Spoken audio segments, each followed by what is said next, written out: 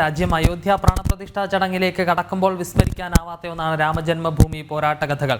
ശിലാപൂജയും പാതകപൂജയും ചിതാഭസ്മ നിമഞ്ജന യാത്രയും കേരളക്കരയിലും നടന്നിരുന്നു. മാതാ അമൃതാനന്ദമയി ദേവി ഉൾപ്പെടെ സന്യാസി ശ്രേഷ്ഠർ അനുഗ്രഹിച്ച പോരാട്ടങ്ങളാണ് മലയാള മണ്ണിൽ നടന്നിട്ടുള്ളത്. ഇതിൽ പ്രധാന പോരാട്ടങ്ങൾക്ക് സാക്ഷ്യം വഹിച്ച ഒരിടമാണ് പാലക്കാട് കോട്ട. കോട്ട ആഞ്ജനേയ ക്ഷേത്രത്തിൽ നിന്ന് അരുൺ ആലത്തൂർ ചേരുന്നുണ്ട്. അരുൺ, അവിടെയുള്ള വിശേഷങ്ങൾ നേരത്തെ പറഞ്ഞുകൊണ്ടിരിക്കുകയായിരുന്നു. പ്രത്യേക ചടങ്ങുകൾ എന്തൊക്കെയാണ് കോട്ട ആഞ്ജനേയ സ്വാമി ക്ഷേത്രത്തിൽ ഒരുക്കിയിട്ടുള്ളത്?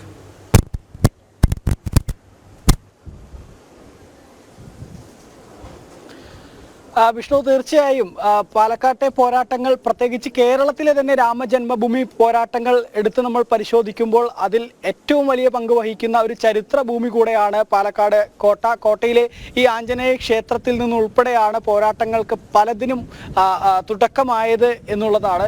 എന്തായാലും നേരത്തെ വിഷ്ണു സൂചിപ്പിച്ചതുപോലെ തന്നെ രാമജന്മഭൂമി പോരാട്ട കഥകൾ പരിശോധിക്കുമ്പോൾ അതിൽ വിവിധങ്ങളായ പോരാട്ടങ്ങൾ ഉണ്ട്. അതിൽ രാമജ്യോതിയുമായുള്ള പ്രയാണമുണ്ട്, രഥയാത്രയുണ്ട്, ഒപ്പം തന്നെ ചിതാഭസ്മ നിമഞ്ജന യാത്രയും ശിലാപൂജയും ഉൾപ്പെടെ നടന്നിട്ടുണ്ട്. അതിൽ ശിലാപൂജ നടന്നതിൽ വളരെ പ്രാധാന്യം അർഹിക്കുന്ന ഒന്നാണ് ഈ ആഞ്ജനേയ ക്ഷേത്രം. കാരണം കേരളത്തിന്റെ വിവിധ നാടുകളിൽ നിന്ന് വിവിധ ഗ്രാമാന്തരങ്ങളിൽ പൂജിച്ച ശിലകൾ, രാമശിലകൾ പാലക്കാട്ടേക്കാണ് അന്ന് എത്തിയിരുന്നത്. അങ്ങനെ പാലക്കാട്ടേക്ക് എത്തിയ ആ ശിലകളെല്ലാം പൂജിച്ചത് മാതാ അമൃതാനന്ദമയി ദേവിയുടെ നേതൃത്വത്തിലായിരുന്നു ആ പൂജ നടന്നത്. ആ പൂജ നടന്നത് ഈ ചരിത്ര ഭൂമിയായ പാലക്കാട് കോട്ടയിലെ ഈ ആഞ്ജനേയ ക്ഷേത്രത്തിലാണ് എന്നുള്ളതാണ്. ഏതായാലും ആഞ്ജനേയ ക്ഷേത്രത്തിലും നാളെ ഈ പ്രാണപ്രതിഷ്ഠയോടനുബന്ധിച്ച് വിപുലമായ പരിപാടികളും മറ്റുമൊക്കെ തന്നെയാണ് സംഘടിപ്പിച്ചിരിക്കുന്നത്. ഈ പോരാട്ട കഥകൾ പരിശോധിക്കുമ്പോൾ നമുക്ക് അതിന്റെ ചരിത്രം കൂടി അന്ന് ഇതിന് നേതൃത്വം നൽകിയ ആളുകളിൽ നിന്ന് ചോദിച്ചറിയേണ്ടതുണ്ട്. RSSന്റെ വിഭാഗ് സംഘചാലകായ VK സോമസുന്ദരം അദ്ദേഹം ചേരുന്നുണ്ട്. അന്ന് ശിലാപൂജയ്ക്ക് ഉൾപ്പെടെ അങ്ങ് നേതൃത്വം നൽകിയിട്ടുണ്ടെന്നാണ് അറിയാൻ കഴിഞ്ഞത്. അപ്പം ഈ പ്രാണപ്രതിഷ്ഠ നടക്കുമ്പോൾ രാമരാജ്യത്തിലേക്ക് കടക്കുമ്പോൾ എങ്ങനെയാണ് അത് കോർത്തെടുക്കുന്നത്? ഞാൻ അന്ന് വിശ്വ ഹിന്ദു പരിഷത്തിൻ്റെ ജില്ലാ സെക്രട്ടറി ആയിരുന്നു. ഇറിഗേഷൻ ഡിപ്പാർട്ട്മെൻറ്റിലായിരുന്നു ജോലി. ഞാൻ മാസങ്ങളോളം ലീവ് എടുത്ത് രഥയാത്രാ സമയത്തും അതുപോലെ ശിലാപൂജ സമയത്തും കർസേവാ കാലഘട്ടത്തിലും പ്രവർത്തിച്ചു. ശിലാപൂജയുടെ ഞാൻ ആദ്യം പറഞ്ഞിരുന്നു, EMSൻ്റെ കുടുംബത്തിൽ തന്നെ, അതായത് കിണാവല്ലൂരുള്ള ബ്രഹ്മദത്തൻ നമ്പൂതിരിപ്പാടിൻ്റെ ഇല്ലത്ത് ഞങ്ങൾ ശിലാപൂജ നടത്തി. അന്ന് നമ്മുടെ VK അപ്പുക്കുട്ടി, വിജ്ഞാനമണിയത്തിലെ AB ഷൺമുഖൻ, വേണുഗോപാല മേനോൻ, കരുണാകരൻ എന്ന് പറഞ്ഞ അമ്പിളി, അതുപോലെ ഞാനും പങ്കെടുത്ത് അവിടെ ശില പൂജിച്ചു. അത് വലിയ വിവാദങ്ങൾ ഉണ്ടായി. പിന്നീട് ശിലാപൂജ കാലഘട്ടത്തിൽ നടന്ന പ്രധാനപ്പെട്ട സംഭവം 7 ദിവസം നടന്ന ലക്ഷാർച്ചനയാണ്. ശ്രീരാമ ഗായത്രി, അതായത് ദശരഥാത്മജായ വിദ്മഹേ സീതാവല്ലഭായ ധീമഹി തന്നോ രാമപ്രചോദയാത് എന്ന് ഉരുവിട്ടുകൊണ്ട് ലക്ഷം മന്ത്രങ്ങൾ ഉരുവിട്ട് ഉള്ള ഒരു യജ്ഞം വടക്കന്തറ ഗൗരീശങ്കർ കല്യാണ മണ്ഡപത്തിൽ ഇന്ന് ദിവംഗതനായ ശാസ്ത്രശർമ്മൻ നമ്പൂതിരിപ്പാട്ടിൻ്റെ നേതൃത്വത്തിൽ അന്ന് നടക്കുകയുണ്ടായി. ധാരാളം പേര് ഭക്തജനങ്ങൾ ജില്ലയുടെ വിവിധ ഭാഗങ്ങളിൽ നിന്ന് വന്ന് ആ യജ്ഞത്തിൽ പങ്കെടുത്ത് എല്ലാവരും അർപ്പിക്കുകയുണ്ടായിരുന്നു.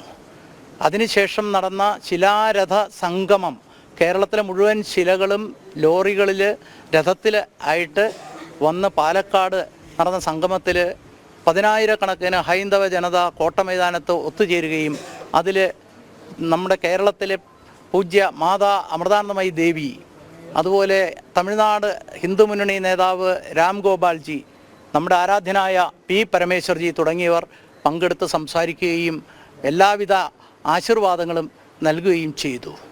പിന്നീട് തുടർന്ന് നടന്ന കർസേവ കാലഘട്ടങ്ങളിൽ ഈ ആഞ്ജനേയ ക്ഷേത്രത്തിലേക്കായിരുന്നു ആ ശിലകളൊക്കെ എത്തിയതല്ലേ? ഈ ഭാഗത്തേക്ക്, കോട്ടയിലേക്കായിരുന്നു, കോട്ടയുടെ മുന്നിൽ. ആദ്യം ശിലകൾ വന്നത് പാലക്കാട് ജില്ലയുടെ ഒരുമിച്ച് വന്നത് ശിവാനന്ദാശ്രമത്തിലായിരുന്നു. ശിവാനന്ദാശ്രമത്തിൽ നിന്ന് പാലക്കാട് കോട്ടമൈതാനത്തേക്ക് വരികയും കേരളത്തിൻ്റെ പല ഭാഗത്തു നിന്നുള്ള ശിലകൾ കോട്ടമൈതാനത്തിൽ വന്ന് അത് അവിടെ നിന്ന് സംഗമിച്ചതിന് ശേഷം വാളയാർ ചുരം വഴി തമിഴ്നാട്ടിലേക്കാണ് പോയത്. വിശ്വാസികൾക്കിടയിൽ വലിയ രീതിയിലുള്ള ഒരു വലിയ ചലനമുണ്ടായി. വീടാന്തരം രാമനാമം ചൊല്ലിക്കൊണ്ട് പോവുകയും ശിലകൾ പൂജിക്കുകയും ചെയ്ത വലിയ സംഭവം. ഇത് കമ്മ്യൂണിസ്റ്റ് പാർട്ടികൾക്കാർ എന്ന് പറയുന്നവരുടെ വീടുകളിൽ നമുക്ക് ശിലകൾ പൂജിക്കാൻ സാധിച്ചു എന്നുള്ളതായിരുന്നു ഏറ്റവും വലിയ ദൗത്യം. വീടാന്തരം ഗ്രാമാന്തരം സഞ്ചരിച്ച് നമുക്ക് ഈ ശിലകൾ പൂജിക്കാനും അങ്ങനെ ധാരാളം പേര് ആ ശിലകൾ വെച്ചാണ് ഇന്ന് അവിടെ രാമക്ഷേത്രം പണിയുന്നത് എന്നതിൽ എല്ലാവരും ആ ശിലാപൂജയിൽ പങ്കെടുത്ത എല്ലാവരും ചാരിതാർത്ഥ്യം അടയുന്നുണ്ടാകാം. അപ്പം തന്നെ മറ്റ് അതായത് രാമജ്യോതി പ്രയാണം, പാതുക പൂജ, അതിനുമൊക്കെ പാലക്കാട് നഗരം സാക്ഷ്യം വഹിച്ചിട്ടില്ലേ? ചിതാഭസ്മ നിമജ്ജന യാത്ര ഉൾപ്പെടെ രാമജ്യോതിയുടെ ദീപം ഞങ്ങൾ എല്ലാ വീടുകളിലും വിശ്വാസികൾ വന്ന് അത് ശിലാപൂജ കഴിഞ്ഞ് അവിടെ ക്ഷേത്രത്തിൻ്റെ ശിലാന്യാസം കഴിയുന്നവരെ കത്തിച്ചു വയ്ക്കണമെന്നായിരുന്നു ആഹ്വാനം. ആ ജ്യോതി എല്ലാ വീടുകളിലേക്കും പകർന്നു കൊണ്ടുപോയിരുന്നു എല്ലാവരും. അത് കെടാതെ സൂക്ഷിച്ചു ദിവസങ്ങളോളം. അതിനുശേഷം ശിലാന്യാസം കഴിഞ്ഞതിന് ശേഷം വലിയൊരു സംഭവമായിരുന്നു. പലരും ഇവിടെ വെല്ലുവിളിച്ചിരുന്നു. നാട്ടുകാർ, എതിരാളികൾ, കമ്മ്യൂണിസ്റ്റുകാർ, അതുപോലെ കോൺഗ്രസ്സുകാരിൽപ്പെട്ടവർ, ഒരു ശില പോലും നിങ്ങൾക്ക് അവിടെ നനക്കാൻ സാധിക്കില്ല, അവിടെ ഇതൊന്നും നടക്കാൻ പോകുന്നില്ല എന്ന് പറഞ്ഞു. ഇവിടുത്തെ പത്രങ്ങളിൽ യാതൊരു വാർത്തയും ഉണ്ടായില്ല. പക്ഷേ ഹിന്ദു പത്രത്തിലാണ് ഈ കാര്യങ്ങളെല്ലാം വന്നത്. പിന്നീട് തുടർന്ന് നടന്ന കർസേവ കാലഘട്ടത്തിലും പത്രങ്ങളെല്ലാം വായ്മൂടി കെട്ടപ്പെട്ടു. പക്ഷേ ചില മാധ്യമ വഴിക്ക് തന്നെ അത് പുറത്തു വന്നു. മകുടത്തിൻ്റെ പുറത്ത് കർസേവ ചെയ്യുന്ന സമയത്ത് മകുടം താഴെ പതിക്കുന്ന ആ കാഴ്ച എല്ലാവരും അത്ഭുതത്തോടു കൂടിയാണ് നോക്കിയിരുന്നത്. ഇത്തരം വലിയൊരു സംരംഭം ഏറ്റെടുക്കുവാൻ ഭാരതത്തിലെ ജനതയ്ക്ക്, ഭാരതത്തിലെ മാത്രമല്ല വിശ്വം മുഴുവനുള്ള ജനതയ്ക്ക് അത് സാധിച്ചു എന്നുള്ളത് എടുത്തു പറയേണ്ടതാണ്. അതിൽ പാലക്കാട് ജനത, പാലക്കാട് നിന്ന് കർസേവകന്മാർ പോയിരുന്നു. പാലക്കാട് നിന്ന് കർസേവകന്മാർ രാത്രി താമസിച്ച ശിവാനന്ദാശ്രമത്തിലാണ്. ശിവാനന്ദാശ്രമത്തിൽ ഇന്ന് നിത്യാനന്ദ സ്വാമിജി നമ്മുടെ കൂടെ ഇല്ല. പക്ഷേ നിത്യാനന്ദ സ്വാമിജി കവലകളിൽ പോയിട്ട് പ്രവർത്തകരെ, ഹൈന്ദവ ജനതയെ ആഹ്വാനം ചെയ്തിരുന്നു ഈ കർസേവയ്ക്കും അതുപോലെ മറ്റുള്ള പ്രവർത്തനങ്ങൾക്കുമായിട്ട്. അദ്ദേഹം ഭക്ഷണവും മറ്റും തന്ന് കർസേവകന്മാരെ ആദ്യത്തെ ബാച്ചിൽ 120ഓളം പേരാണ് ഉണ്ടായിരുന്നത്. ഇന്ന് അടുത്ത കാലത്ത് നിര്യാതനായ ബി ഗംഗാധരൻ റെയിൽവേ ഉദ്യോഗസ്ഥനായിരുന്നു. അദ്ദേഹത്തിൻ്റെ നേതൃത്വത്തിലായിരുന്നു കർസേവയ്ക്ക് പോയത്. കർസേവകർക്ക് അവിടെ അയോധ്യ വരെ എത്താൻ സാധിച്ചില്ല. ഝാൻസിയിൽ വെച്ച് അവരെ തടയുകയും അവർ അവിടെ ദിവസങ്ങളോളം താമസിച്ച് പിന്നീട് അവരെ അവിടെ നിന്ന് മടക്കി അയക്കുകയാണ് ചെയ്തത്. പിന്നീട് നടന്ന 92-ലെ കർസേവയ്ക്കും നമ്മുടെ പാലക്കാട് ജില്ലയിൽ നിന്ന് ധാരാളം കർസേവകന്മാരെ അയക്കാൻ സാധിച്ചിട്ടുണ്ട്. ധാരാളം പേര് ആ കർസേവകന്മാർ അവിടെ പോയതിൻ്റെ ഫലമായിട്ടാണ് ഇന്ന് നമുക്ക് അഭിമാനത്തോടു കൂടി നാളെ നടക്കുന്ന പ്രാണപ്രതിഷ്ഠ എല്ലാവരും അത് ഓർത്തെടുക്കുകയാണ്, അതിൽ കോൾമേർ കൊള്ളുകയാണ്. അതുതന്നെയാണ് രാമരാമ പാടിയാൽ ഇന്ത്യ രാമരാജ്യമാവുമോ എന്നുൾപ്പെടെയുള്ള പരിഹാസങ്ങൾ. ഒപ്പം തന്നെ കർസേവകർ, കോത്താരി സഹോദരന്മാരുടെ ഉൾപ്പെടെ ജീവത്യാഗം, ഇതൊക്കെ ഓർത്തെടുക്കുമ്പോൾ നാളെ ആ അഭിമാന നിമിഷത്തിലേക്ക് രാജ്യം കടക്കുമ്പോൾ എത്രത്തോളം അങ്ങ് അഭിമാനിക്കുന്നു? വളരെ വളരെ അഭിമാനത്തോടു കൂടിയിട്ടും, കാരണം കോത്താരി സഹോദരന്മാരും അതുപോലെ മറ്റ് കർഷകന്മാരുടെയും ചിതാഭസ്മം പാലക്കാട് എത്തുകയും അന്നത്തെ ആരാധ്യനായ വേണുഗോപാലമേനോൻ ജില്ലാധ്യക്ഷനായിരുന്നു വിശുദ്ധ വർഷത്തിൻ്റെ, അതുപോലെ ആനവൈദ്യം എന്ന് പറയുന്ന പൂമുള്ളി നീലകണ്ഠൻ നമ്പൂതിരിപ്പാട്, അതുപോലെ OPV നമ്പൂതിരിപ്പാട് തുടങ്ങിയവരുടെ നേതൃത്വത്തിൽ ഇവിടെ പാലക്കാട് നടരാജ ഗൗഡർ, അതുപോലെ കാശിയേട്ടൻ, കാശി വിശ്വനാഥൻ എന്ന് പറയുന്ന വിശുദ്ധ വർഷത്തിൻ്റെ അഖില ഭാരതീയ ചുമതലയുണ്ടായിരുന്നവർ, ഇവരെല്ലാം നേതൃത്വം നൽകിയ ഒരു ചിതാഭസ്മമായിട്ടുള്ള കലശം കോട്ടമൈതാനത്ത് നിന്ന് പുറപ്പെടുകയും അത് കൽപ്പാത്തിയിൽ അവസാനിച്ച കൽപ്പാത്തി പുഴയിൽ അതിൻ്റെ വേണ്ട ബലികർമ്മങ്ങൾ ചെയ്ത് എല്ലാം നിമജ്ജനം ചെയ്യുന്നത് വലിയൊരു സംഭവമായിരുന്നു.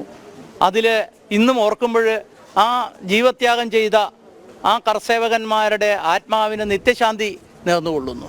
വളരെ നന്ദി. ഏതായാലും VK സോമസുന്ദരം RSSന്റെ വിഭാഗ് സംഘചാലകൻ, അദ്ദേഹമാണ് പ്രതികരിച്ചത്.